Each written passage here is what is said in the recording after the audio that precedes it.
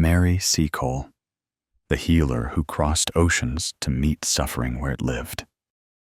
In this episode, we travel with Mary Jane Seacole, Jamaican doctress, entrepreneur, battlefield nurse, and author. Her story begins in a Kingston boarding house where medicine was mixed in teacups, stretches through Panama's fever roads and London's closed doors, and arrives on the hills of Crimea, where soldiers called her Mother. This is a tale of practical courage, a woman who made compassion portable and took it wherever the need was greatest. Part 1. Kingston Beginnings. Kingston, Jamaica. The year is 1805. A little girl watches her mother measure leaves and roots at a long table in a busy lodging house called Blundell Hall. Officers come and go. Ships roll in the harbor. The air smells of limes and salt. This is Mary Grant, later Mary Seacole, learning the language of care long before she can write it. Her mother is a well-known doctress, a midwife and healer. Her father, a Scottish officer. Mary grows up between worlds, black and white, Jamaican and British, rough barracks and careful bedside. She learns to feel a fever with the back of her hand, to brew a calming tea, to watch a patient's breath the way sailors watch the tide. There is no formal school for nursing here. There is apprenticeship, attention, and the discipline of showing up. By adolescence, Mary is helping soldiers convalesce, stitching skill to confidence, practice to purpose. Early joys are braided with early losses. She marries a kind but fragile man, Edwin Seacole. Illness takes him. Soon after, her mother dies. Mary, still young, inherits a house, a reputation for steadiness, and the certainty that work is how grief is carried. Part 2. Crossing to Panama. The world is moving. The California gold rush sends travelers racing across Central America. Mary's brother opens a hotel in Cruces, Panama, a muddy crossroad where fortunes, tempers, and fevers run high.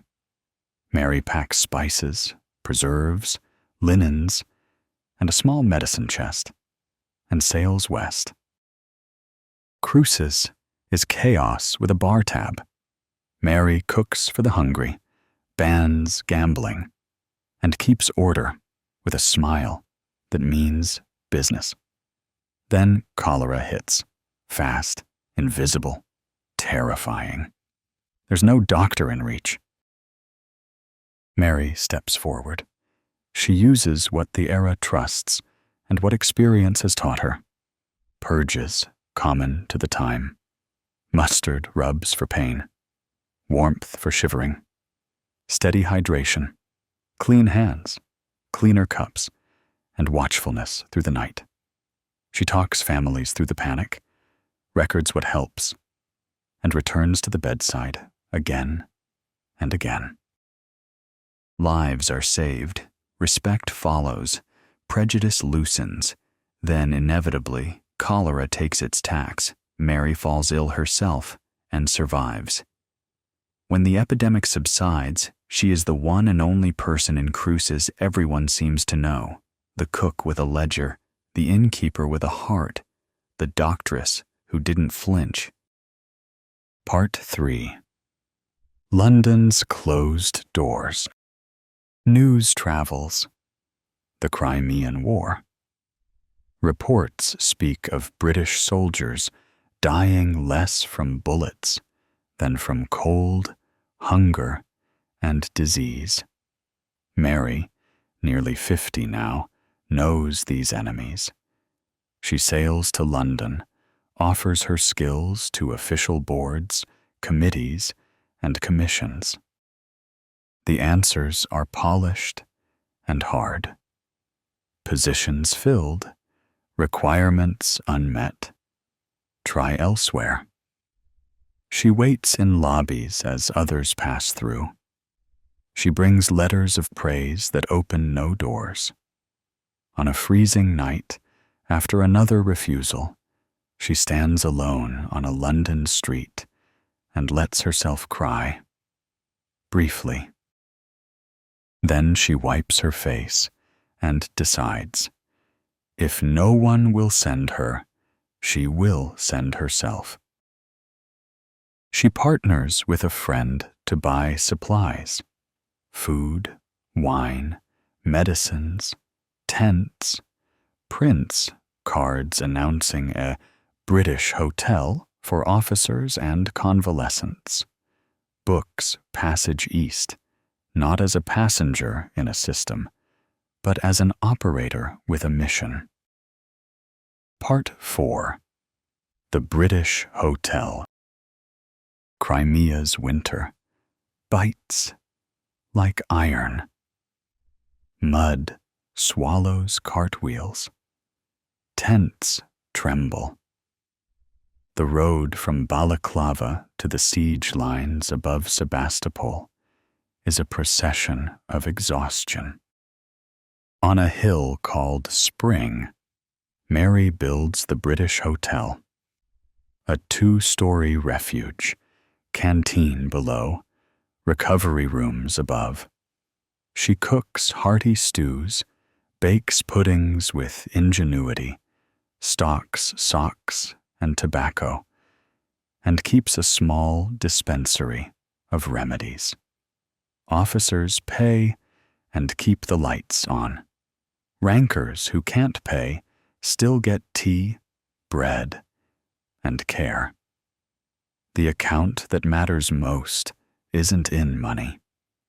It's in warmth, returned to a face. The soldiers begin to call her Mother Seacole. The name fits. She scolds, jokes, insists on clean mugs, and listens without hurry. When battle erupts, Mary loads 2 mules, bandages, water, wine, biscuits, her well-used medicine bag, and rides toward the smoke. She works the fresh edges of war. A torn sleeve becomes a sling. Water warms a freezing hand.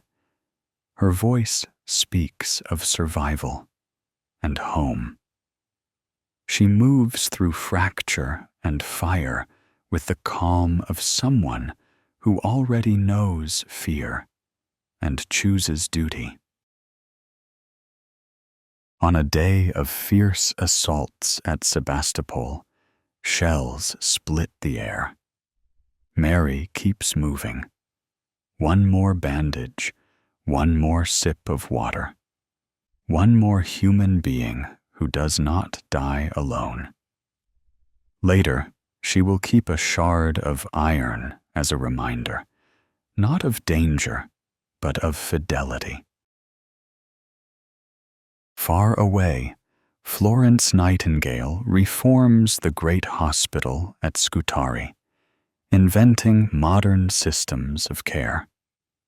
Nearer the front, Mary feeds, nurses, and comforts men, while the dust of battle still hangs in the air. Different posts, same purpose. Life preserved. Part 5. After the guns. Fall silent. Peace comes. Armies sail home. Mary's storerooms remain full. Her accounts do not. She returns to London, broke, but not forgotten. Veterans and readers rally. A great garden benefit draws a sea of faces and funds to steady her life. Mary tells her own story, plain-spoken, witty, unsentimental, and it captivates the public. She accepts medals pressed into her hands by grateful soldiers and goes on being herself, brisk, generous, available as if the next call might arrive tomorrow. Part 6. Fading and Return. In 1881, Mary Seacole dies quietly in London. For a while, the world forgets. Monuments rise to other names. Her grave goes quiet. But stories with a steady heart do not stay silent. Decades later, students and nurses, historians and readers find her again. Her name returns to school books, hospital wings, scholarships, and, at last, a statue along the Thames. The bronze shows her walking forward, dress swept by a wind you can almost hear. In one hand, her bag. In the other, free to help. Epilogue. What made Mary Seacole extraordinary? Not only courage amid shells, or skill with tinctures and poultices, but the stubborn joy of service. She believed care belongs to wherever suffering is, on a Caribbean dock, a fever road in Panama, a Crimean hill under iron rain. She crossed oceans because compassion told her to. She opened doors no one would open for her. And when a soldier whispered, "Mother," she answered every time,